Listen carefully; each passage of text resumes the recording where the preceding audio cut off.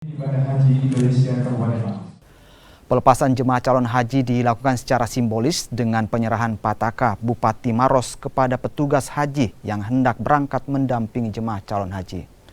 Sebanyak 142 jemaah calon haji asal Kabupaten Maros ini terbagi dalam kloter kedua dan 8. Kloter kedua masuk asrama haji 16 Juni 2022 dan kloter 8 27 Juni 2022. Pelepasan haji dari pemerintah daerah. Jadi ini haji Kabupaten Maros jumlah 142. Dia tergabung dari 2 kloter, insya Allah di kloter 2 dan kloter 8.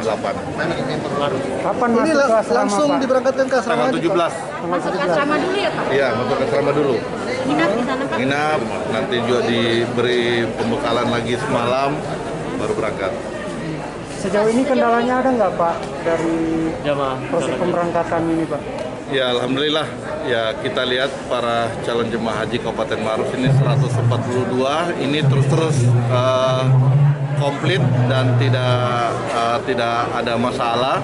Ya, mudah-mudahan sampai masuk ke asrama haji dan berangkat ini tidak ada masalah. Kita sudah juga berikan beberapa pembekalan manasik haji dan juga aturan-aturan yang harus diikuti oleh para calon jemaah haji.